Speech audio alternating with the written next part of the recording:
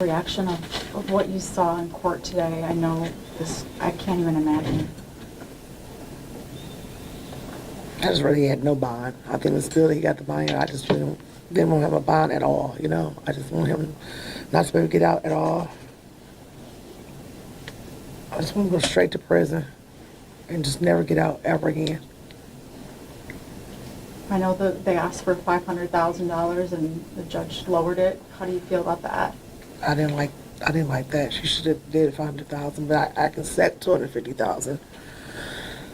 But you know, which could have been higher or no bond at all.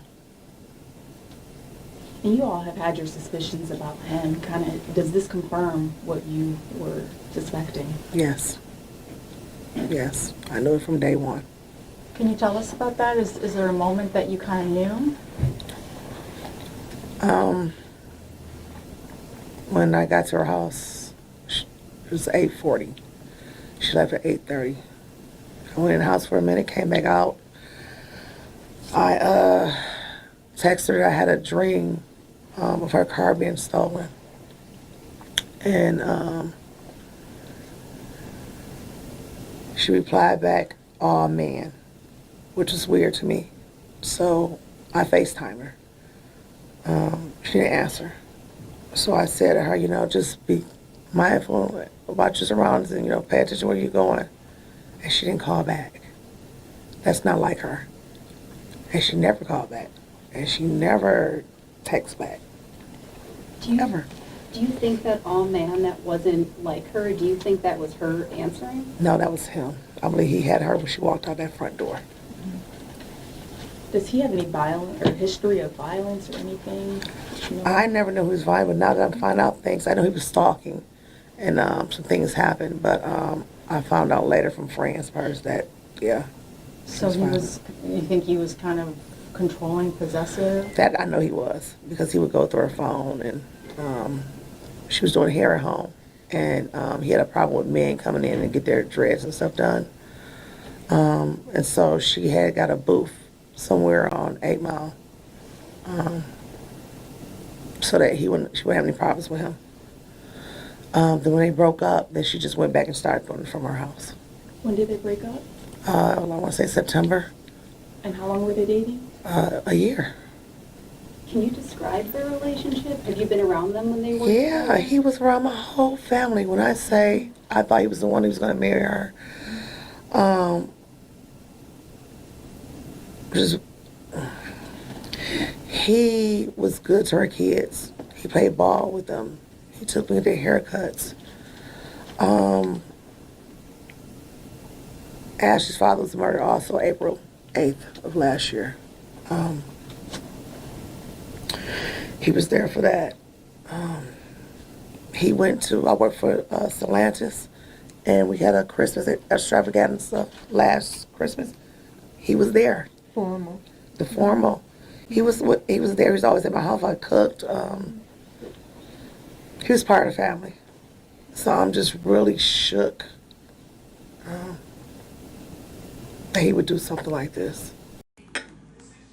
Ashley Elkins is a 30-year-old woman who went missing from Warren, Michigan, which is about 18 miles outside of Detroit, on January 2nd. Before she went missing, she was a hairstylist with 2 boys ages 10 and 7.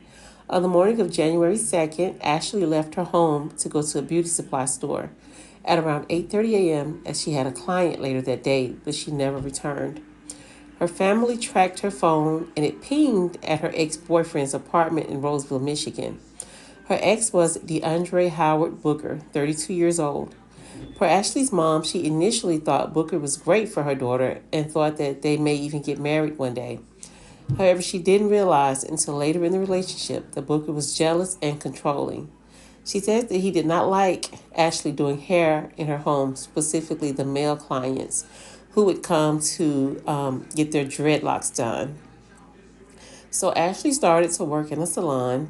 Her mom also said that he created over 6 fake social media pages to stalk Ashley.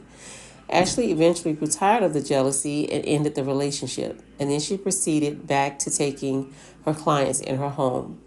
Her mom said that her ex booked an appointment for his hair under a fake name and actually showed up at her home, and she did not let him in.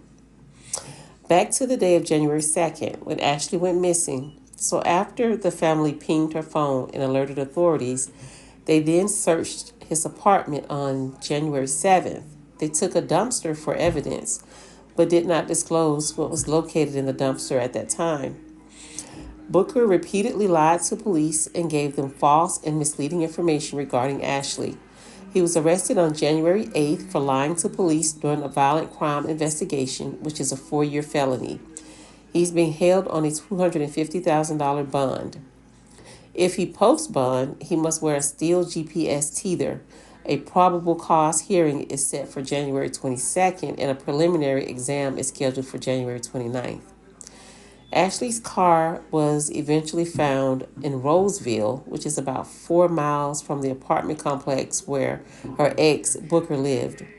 Police said while searching the dumpster they recovered at his apartment, they found evidence that indicated Ashley may have been killed and led them to the Lenox Township landfill. It's now been 16 days since Ashley disappeared and 5 days since investigators started searching Pine Tree Acres landfill in Lenox Township.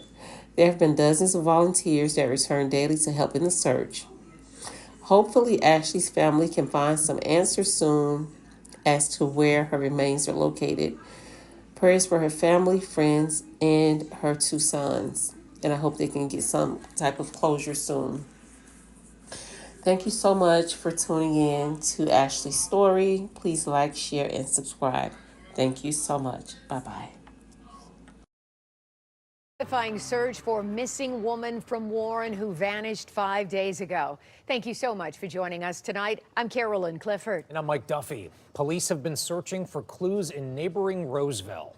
30-year-old Ashley Elkins hasn't been seen or heard from since last Thursday, when her family says she went out to run errands. Well, tonight the investigation is focusing on the apartment of an ex-boyfriend where police executed a search warrant. 7 News Detroit reporter Brett Cast has the very latest from Roseville. Well, the scene has since cleared, but investigators from multiple police agencies spent hours searching this apartment behind me in connection with this case. From the afternoon late into the evening, the search was on at this Roseville apartment complex. Warren police confirming that the search is in connection to their missing persons case of 30-year-old Ashley Elkins. While the police here and the police presence, and so I ran into the maintenance guy, and he let me know what was going on, and I was shocked. Neighbors looked on as investigators went in and out of an apartment believed to belong to a man Elkins had previously dated. Elkins was last seen by family leaving her Warren home on January 2nd and reported missing on the 3rd. But family says the man's Roseville apartment was her cell phone's last known location. We knew that he had been, trying to reach out to her, whether to get back with her, I don't know. So that's why, people were suspicious. It's still unknown what prompted this search or whether police have been in contact with that ex-boyfriend. Warren police only saying that Roseville and Michigan State Police were on scene assisting. It's just is so close. I mean, the building is right next to mine. While neighbors watch the search unfold, the family is hoping and praying that answers will come soon. We just want her back home to her kids and her family because we miss her and we're really worried about her. And we still have very limited information tonight, but we are expecting to hear more from police tomorrow.